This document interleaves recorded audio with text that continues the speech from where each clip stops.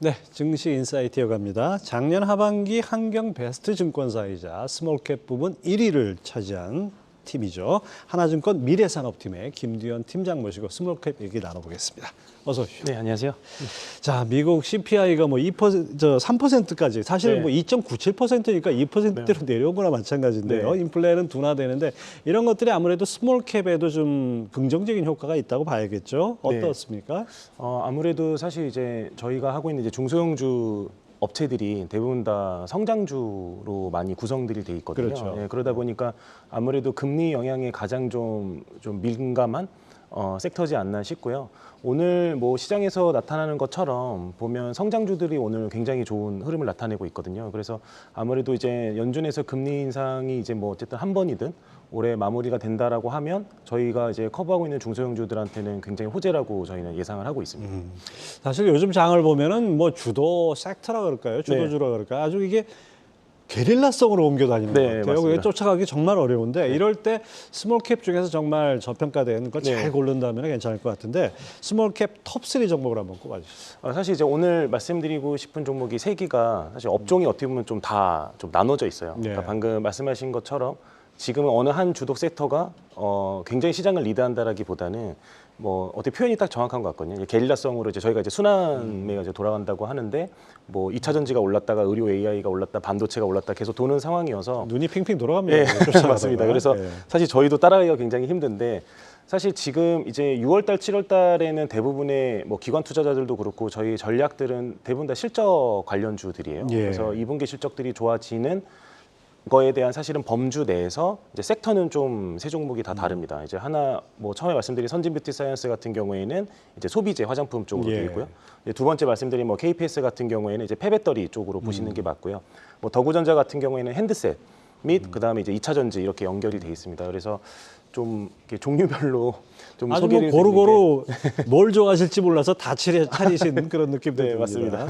네, 먼저 선진 뷰티 사이언스부터 볼까요? 네. 화장품 전문 소재 업체 1분기 매출액이 역대 최대를 기록했다. 네, 맞습니다. 이게 어떤 배경이 있습니까? 사실 이제 선진 뷰티 사이언스가 하는 거는 여러분들이 알고 계시는 대부분의 화장품, 특히 여성 화장품 내에서 이제 기초 쿠션류 같은 경우에 파운데이션 같은 경우에는 대부분 자외선 차단제들이 들어가고 있거든요. 그래서 이 자외선 차단 원료를 하는 업체라고 보시면 되고요. 주된 매출은 이제 자외선 차단 원료입니다. 그래서 사실 어떻게 보면 이 상반기가 기업 내에서는 굉장히 성수기로 되는 그렇죠. 거죠. 예, 그래서 1분기 같은 경우는 뭐 실적도 좋고 이익률도 좋았던 거는 뭐 이런 계절적 효과도 있고 그리고 거기에 아무래도 이제 원료 자체가 이 회사가 추구하는 게 이제 친환경 원료이기 때문에 글로벌 트렌드가 이제 뭐 저기 로레알부터 해가지고 빅파마 빅 화장품 업체들의 대부분들이 ESG 경영 때문에 사실은 클린 제품 원료들을 많이 쓰게 됩니다. 그래서 그런 연유로 이제 1분기 때는 수주 상황도 좋았고 뭐 이익률도 좋았다라고 저희는 보고 있습니다.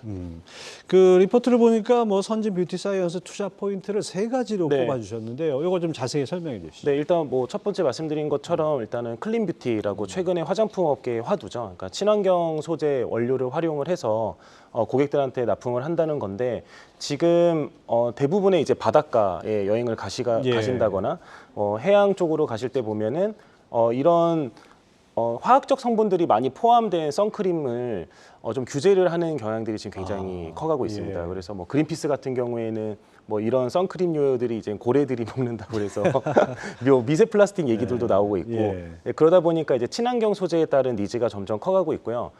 큰 이제 화장품 업체들 같은 경우에는 ESG 경영이 아무래도 화두다 보니까 이런 친환경 원료에 따른 니즈가 더 커가고 있습니다. 그래서 이게 첫 번째 포인트라고 보고 있고요.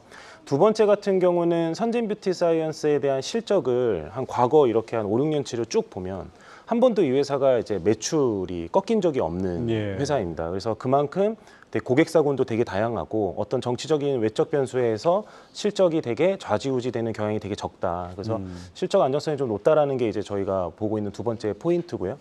세 번째 같은 경우에는 사실 고객사들이 너무 다양하게 글로벌하게 다 있습니다. 근데 아무래도 최근에 뭐 중국에 저희가 관심을 안 가질 수가 없는데 중국 내에서 불고 있는 뭐 애국 소비라고도 표현들을 하더라고요. 그래서 중국 로컬 브랜드 사향으로도 선진 뷰티 사이언스는 납품을 하고 있어서 글로벌 업체들이 뭐 로레알이라든지 에르메스라든지 루이비통 그룹에서 화장품이 잘 나가던 아니면 중국 내 로컬 브랜드가 판매가 좋던 선진 뷰티 사이언스는 당연히 긍정적인 수혜를 받고 있다라고 보고 있습니다. 아무튼 뭐 두루두루 네, 그 거래선이 다양하고 친환경 트렌드에도 맞고 뭐 네. 이게 여러 가지 이런 측면에서 강점이 있네요. 네. 이 선진 뷰티 사이언스 목표 주가하고 투자 전략은 어떻게 잡고 있습니까? 저희가 이제 보고서에 쓴 대로 일단 목표 주가는 14,000원대로 보고 있고요. 이제 14,000원에 따른 기준은 아무래도 이제 화장품 업체 평균 PR을 적용을 했습니다. 그래서 저희가 봤을 때 이제 20배 정도 적용을 했을 때 충분히 저희는 뭐 14,000원대까지는 움직일 수 있다라고 보고 있고요. 저희가 이제 항상 이제 목표 주가를 산정을 할 때 저희가 이 연도별로 끊어서들 하거든요. 예. 그러니까 그 얘기가 뭐냐면 애널리스트 대부분이 하는 게 이제 23년도 이제 저희가 추정치로 대비해서 이제 평균 PR을 예. 곱해가지고 목표 주가가 나오는데 아무래도 6월, 7월, 8월, 9월로 넘어가다 보면 저희가 24년도 숫자가 이제 반영이 되겠죠. 그러면 추가적으로 저 목표 주가도 충분히 상회할 수도 있다라고 보고 있습니다. 편중되지 않은 시장이 편중되지 네, 않은 맞습니다. 그 숨은 강자 뭐 이렇게 네. 봐도 되겠네요. 네, 네. 예.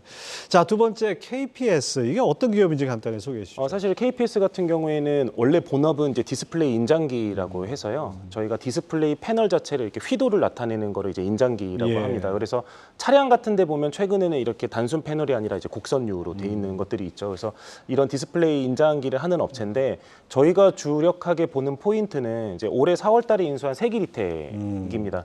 이 세기리텍이라고 하는 회사가 이제 폐배터리를 하는 회사고 2차 전지 업으로 진출을 하고 있는 상황입니다. 그래서 단순하게 시장에서 지금 2차 전지 관련된 폐배터리 회사들이라고 이제 투자자분들이 생각하셨을 때는 뭐 성일하이텍이라든지 예. 이제 코스모화학, 세비캠 이렇게 있는데 이 업체들이 굉장히 높은 밸류에이션들을 다 받고 있죠. 숫자 대비해서. 예. 그래서 저희는 이제 세기리텍도 충분히 그 정도 가치는 받을 수 있다라고 보고 있고 세기리텍 같은 경우에는 국내에서 유일하게 이제 LFP 관련된 폐배터리 기술도 가지고 있기 때문에 저희는 KPS도 충분히 지금 구간에서는 굉장히 좋은 가격대라고 보고 있습니다. 예. KPS가 인수한 세기리텍 이게 특허 기술을 네. 주목을 하셨어요. 이게 어떤 기술을 얘기하는 겁니까? 사실 이제 저희가 뭐 NCM 시장도 굉장히 많이 커가지만 LFP 시장을 사실 빼놓을 수는 없거든요. 그래서 LFP 관련된 폐배터리 하는 업체가 이제 국내에서는 유일하게 세기리텍이라고 보시면 될 것 같습니다. 그래서 이 사실 이 특허 기술이라고 하는 게 LFP 관련해서는 대부분 다 사실 중국 업체들이 많이 그렇죠. 하고 있어서 예. 중국 업체들의 폐배터리 기술들은 말 그대로 그냥 배터리를 가지고 와서 분해를 하고 여기에다가 이제 화학적으로 넣어서 이제 분리 추출을 하는 방식들이거든요. 그래서 이거를 저희가 이제 습식 공정이라고 예. 얘기를 하는데 LFP에서 추출되는 게 리튬밖에 없을 뿐더러 사실 이 추출률도 굉장히 낮습니다. 불순물들이 많이 들어가서 세기리텍이 하는 거는 이 셀 단계에서부터 화학적으로 이거를 녹여서 분리 추출하는 거라고 보시면 되고요.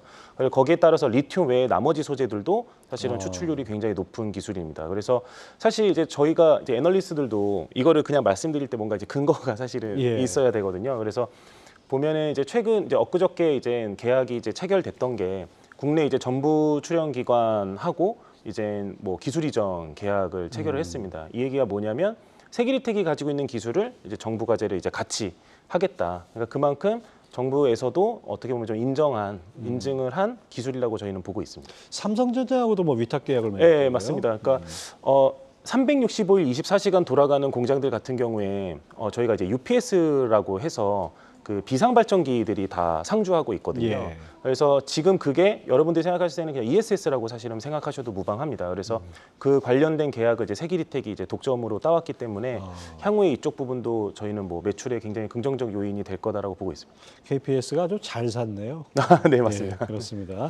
자, 끝으로 이제 이 더구전자 모바일 카메라 모듈형 정밀 부품 전문 제조사 이렇게 알고 있는데요. 네. 좀 더 구체적으로 좀 설명해 주시죠. 사실 이제 더구전자는 이제 저희가 이제 A사라고 이제 말씀을 드리죠. 이제 글로벌 이제 뭐 삼성전자 경쟁사로서 있는 업체 향으로 나가는 이제 카메라 모듈 이제 부품 업체라고 보시면 될 것 같습니다. 그래서 뭐 저희가 이제 표현으로는 뭐 스티프너나 브라켓 기타들도 얘기들을 하는데 지금 더구전자가 사실 조금 주목이 됐던 거는 이제 애플 MR이 출시가 예. 되면서 애플 밸류체인 내에서 이 애플 MR 기기에 관련된 수혜를 입는 업체가 어디가 있냐라는 게 이제 저희가 이제 시장에서 찾는 종목이었었고요. 예.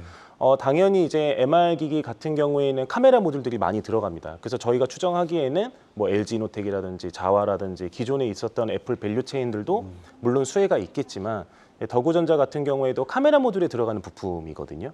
그리고 이번에 나온 애플 MR 기기는 12개의 카메라 모듈들이 들어가기 때문에 기존의 핸드셋에 들어갈 때보다는 사실 Q 증가는 좀 그래도 나타나지 않을까. 예. 물론 이제 시장에서 생각했을 때 이제 비전 프로 자체가 굉장히 고액이고 어떻게 보면은 좀 시험적인 제품이라고. 대중적인 제품은 아니잖아요. 네, 좀 맞습니다. 전문용이죠. 프로라는 말이 네, 붙었듯이. 네. 그래서 저희는 사실 이 비전 프로에 관련된 실적이 드라마틱하게 더구전자한테 엄청나게 플러스가 된다라기보다는 저희가 이제 모멘텀이라고 보고요. 근데 이제 애플 같은 경우에도 항상 전략이 고급형 제품을 냈고 보급형 제품을 내죠. 그래서 지금 뉴스에 나오는 것처럼 뭐 25년도 이후에는 보급형 제품도 나온다라고 예. 하면 저희는 뭐 더구전자도 충분히 수혜가 있을 거라고 보고 있습니다. 또 더구전자 이뿐만 아니라 2차 전지 사업에도 아주 공격적인 네. 투자를 한다고 하는데 그 신사업 진출 어떻게 평가하십니까? 사실 이제 올해 2월 달에 이제 정관 변경에서 사업 목적 추가로 2차 전지 제조 부품이 추가가 됐고 저희가 이제 이제 아는 바에 의하면 2차 전지 부품에 들어가는 이제 부품을 하는 걸로 알고 있습니다. 그래서 세밀한 이제 그런 아이템 같은 경우에는 아직 기업이 오픈을 하지 않아서 예. 저희가 추정하기는 어렵지만 사실 중소기업이 200억 이상을 투자를 하고 공장을 지었을 때는 어느 정도 고객사하고 저희는 충분히 교감을 한 상태에서 진행을 했다라고 보고 있고요.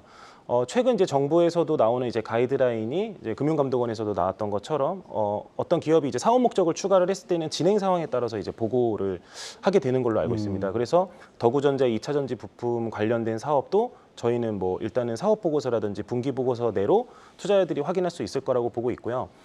일단은 올해 말에서 내년 초부터 일단 뭐 작은 물량부터 시작을 하는 걸로 알고 있습니다. 그래서 국내 고객사 향이고 이 부분이 향후에는 더구전자의 좀 주된 매출이 되지 않을까라고 예상하고 있습니다. 기존에 뭐 카메라 모듈도 그렇고 이제 2차 전지까지 먹거리 사업을 펼쳐가는 네. 그런 회사라고 봐야겠군요. 자, 이외에도 저평가된 스몰캡 네. 기업을 꼽아주신다면요? 사실 요즘에 이제 저평가된 기업을 찾는 게 좀 쉽지는 않은 것 네. 같아요. 그러니까 사실 저평가라기보다는 이제 저희 팀에서 이제 전체적으로 좀 관심을 갖고 있는 게 의료 AI 쪽을 계속 관심을 의료 AI. 갖고 있고요. 아무래도 이제 여러분들이 많이 아시는 뭐 루닛이라든지 이제 뷰노 같은 경우가 너무 올랐잖아요. 네, 주가가 많이 올랐습니다. 그래서 저희도 이제 사실 계속 좀 스터디를 했었는데 저희가 예상하기에 이런 관련된 산업이 단기에 좀 발생하는 테마라고 사실 보고 있지는 않아요. 그러니까 의료 현장에서 이 AI 기술이 접목이 되면 당연히 환자의 뭐 목숨이라든지 그다음 환자의 어떤 경과에 대해서 더 디테일하게 할 수 있기 때문에 저희는 이거를 좀 나름은 좀 메가 트렌드라고 보고 있고 그 관련된 AI 종목들 내에서 좀 많이 안 오른 종목들을 좀 찾아볼까 하고 생각하고 있습니다. 단순한 유행이 아니라 메가 트렌드라 네. 그러면 아주 중장기적으로 봐야 될 그런 상황인 것 같습니다. 자, 하반기에 스몰캡 전망은 어떻습니까? 사실 저희는 아까 서두에 말씀드린 것처럼 금리에 굉장히 좀 민감한 섹터인데 지금 어느 정도 바닥권은 충분히 다졌다라고 보고 있고요. 그래서 올해 하반기에는 저희는 중소형주 장들은 되게 좋을 거라고 보고 있고 물론 이제 그러니까 저희가 하반기 좋게 보는 섹터를 좀 정리해서 말씀드리면 이제 2차 전지 저희는 당연히 좋을 거라고 보고 있고 그 다음에 이제 올해를 저점으로 저희가 내년도부터는 반도체 관련돼서 되게 좋아질 거기 때문에 2차 전지랑 반도체 쪽을 저희는 하반기에 좀 좋게 보고 있는 섹터로 보고 있습니다. 뭐 시장의 큰 흐름을 따라갈 수밖에 네, 없죠. 맞습니다. 예, 네. 그렇습니다. 자, 작년 하반기 한경 베스트 증권사 겸 스몰캡 1위를 했던 하나증권 미래산업팀의 김두현 팀장 함께했습니다. 말씀 감사합니다. 네, 감사합니다.